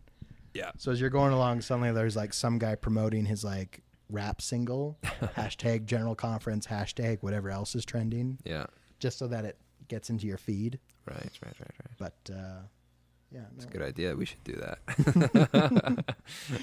I mean, it made them look like fools, but yeah, we should do that. Yeah, let's do it. What was your favorite talk from GC? It's so long ago. I remember it influenced me for the good. Mm-hmm. It's like the little vitamin booster of just like, hey, keep going, bud. Keep it on. Keep being faithful. I remember it being one of the Saturday ones. Uchtdorf was good, I remember. I don't remember what he said, but it was kind of a classic Uchtdorf boost up talk. There's like, you are everything to God and nothing to everyone else or something, whatever that thing is. Something, yeah. Oh, I really liked, I think it was the primary president. Okay. I don't remember her name. She was very sharply dressed. I remember Jasmine taking notes, be like, that is a beautiful outfit she's got on. She's like, do you think she's beautiful? You're like, oh, no. She's like, that's a beautiful jacket. And she played that little clip where like those little kids are asking the prophet questions. Or, is it hard to be the prophet? He's like, you have no idea, kids. The weight is horrifying and great. Without a dozen angels propping me up, I would be crushed. The priesthood would crush me. Yeah, I was like, is it hard? He's like, yes. He's like, and the Lord loves effort. And I was like, preach. Preach, baby, preach. And I was like, yeah, I could probably put out a little more effort. And the Lord would love it. And the Lord would love it. You know, people like people when they're trying to help themselves. You know, people want to help people when they're on the side of the road pushing their car. Yeah. As opposed to just waiting for help. So maybe God's the same way. I don't know. God's not much different. Yeah, God's like, come on, buddy, at least try. I think he probably is like that, actually. A little bit. Do we want to get into any sort of detail about the Michael Jordan documentary? That's one thing we didn't dive into very much. It's still not finished yet. They keep talking about how, like, he's like, oh, people are going to think I'm a real jerk. I was like, well, I think people already kind of thought he was a jerk. They knew that already. Yeah. It's part of the charm. Yeah. It's like, he's real good at basketball. It did make me, and then YouTube suggested, it's like, hey, probably because it got really popular, the 1992 Olympics where Team USA played Angola. Mm. And it's like just Michael Jordan just obliterating these poor African fellas. Oh. The dream team. The dream team. It's like Larry Bird, Magic Johnson, Michael Jordan, Scottie Pippen. Can you believe how little Scottie Pippen got paid? Yeah, I was just about to say, that's really sad. That's really sad to me. But also... But he played himself. Still a lot of money. And it was his own fault. And I guess he was guided to not do that contract for that long of a time. But it's too bad. Well, and it made that Bulls dynasty possible. True. Fair enough. It's kind of, they talk about the Golden State. It's like Klay Thompson was like not getting paid as much as he should have been. People are like making sacrifices. But Scottie was like... Talk about sacrifice. He only made $18 million over 7 years. I think it was $17 million. Which put him in the top 200 paid players in the NBA. That's it's hard to feel bad for someone, but also he's not just taking care of himself though. He's taking care of like his whole family though. Yeah. With that money, so. Well, it's annoying because I think Michael Jordan got paid like $50 million that year, which was unheard of. But it was like 36 or something. Maybe. It's something outrageous where for it's 1 like, year though. Yeah, where it's like players today like Steph Curry and James Harden are just getting like 1996 Jordan money today. Yeah. So it's like adjusted for inflation. I think it was like the equivalent of 50 million. I think it was I thought it was like 100 million or something. I don't know. The point is, I don't know. Maybe not. You know, that's like what LeBron would get paid if they didn't put in the salary cap. Yeah. Where the Bulls are just like, listen, Michael Jordan's worth more than double all you other players combined. That's an economic fact. He is. They're like, and it's also only possible because Scottie took a terrible contract.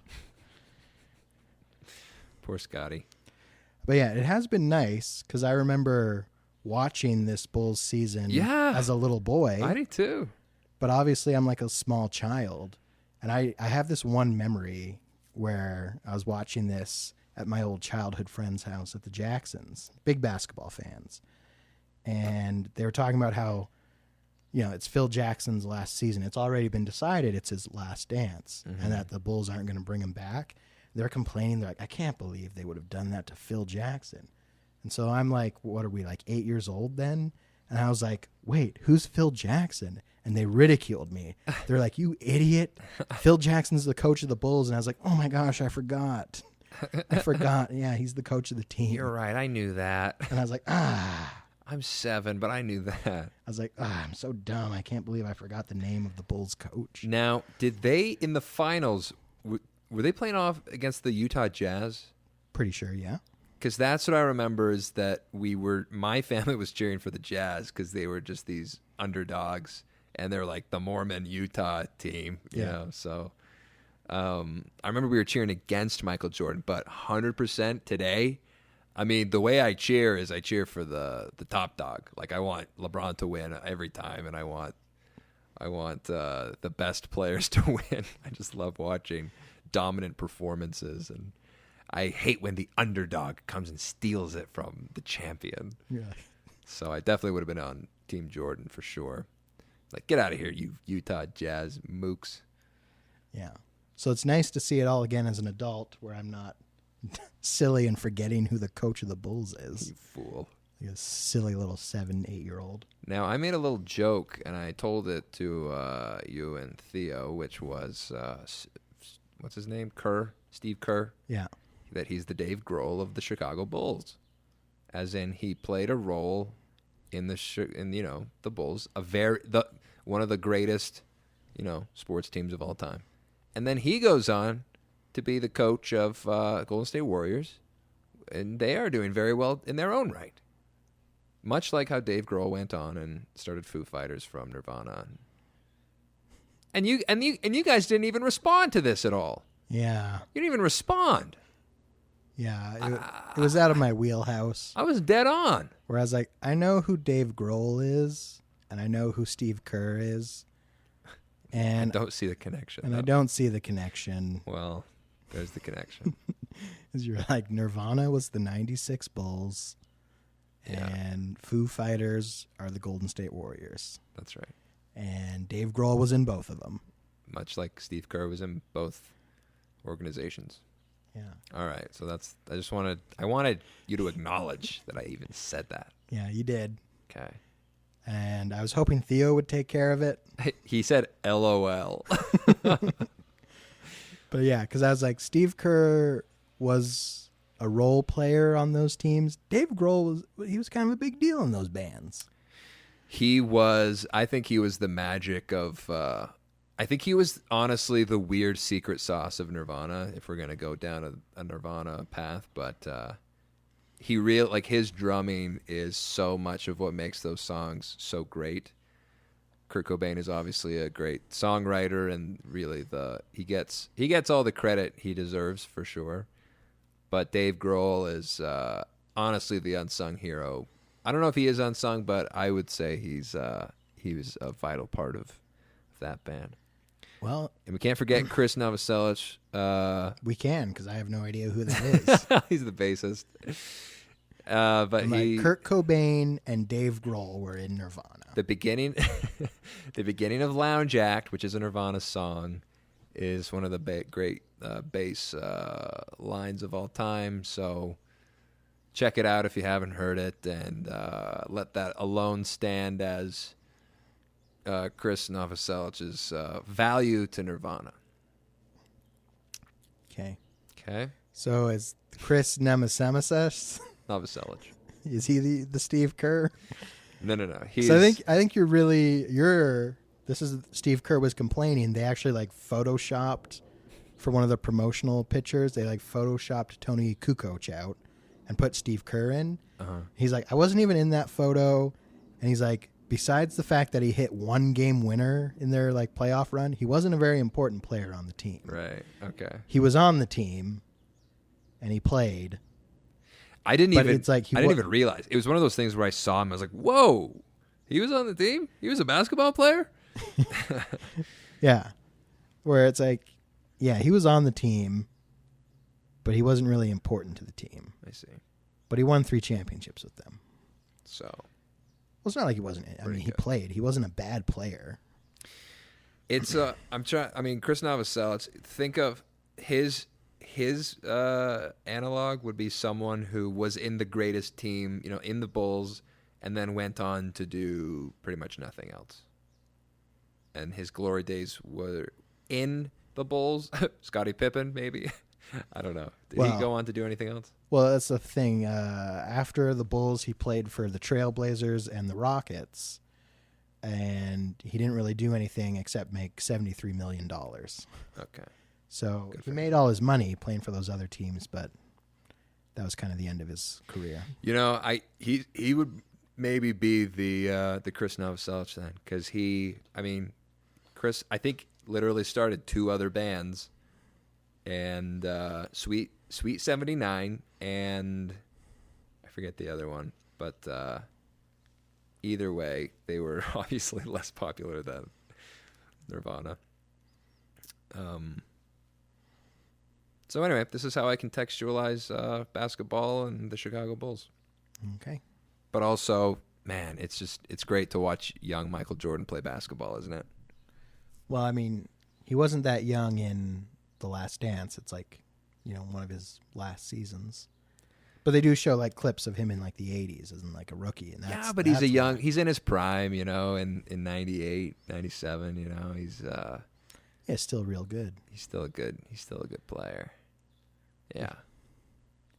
Felt good. I got like emotional, like it cut to him just like practicing in the gym. They had that footage and I was like, "Oh my gosh. MJ. Yeah. Well, that's it. I think it's 2 hours. Oh boy. On the dot. Right as I said that, we hit 2 hours. Oh man, we're at hour 3 now. What's our prediction for life after COVID? Face masks will be the norm for a good while, I think. They may require them to visit places like Disneyland. I think any crowded places are gonna maybe make face masks a requirement. That's my prediction. Before they open up. Yeah, they'll be like, we're gonna open up this big, maybe Disneyland or Stampede, but you gotta wear face masks, otherwise you're kicked out. It's not a bad idea actually, because apparently the infection rate drops dramatically when everyone infected and non-infected, wear the masks. So, I'm not brave enough to wear a mask outside yet. I'm just not there yet. Well, I mean, I don't even own any. They just fog up my glasses. You just got to get a T-shirt and put it up. I guess if you just sort of... I'm doing it now. I've just got my T-shirt over my mouth. But I had like a little face masky thing for hunting. That's camo for when it's cold out. Yeah. I was like... That'll work. I was like, I could wear that if I have to. Yeah. But then it would just get too hot. It would get uncomfortable. Yeah. Fog up my glasses and I can't see? I'll risk it. I'd rather get COVID. I'd rather just not leave the house. Yeah, that's the greatest solution. It's like, so if I don't want to do any of these things, I can just stay at home? I was like, all right, if I have to. If I must. I mean, it is like a whole new world. Like, I drive past the mall to get here, and there's like 2 bros sitting in an empty mall parking lot, sitting 6 feet apart with their coolers, having a little barbecue. They had like a little barbecue stand, some coolers, sitting in an empty parking lot. I was like, this is our life now. This is how it goes. This is how we live. Yep. Now I got to go home and do the dishes. And isn't that the way it is? Because maybe... That's the way it is. Maybe life's a mission, and maybe life's a quarantine. Bye.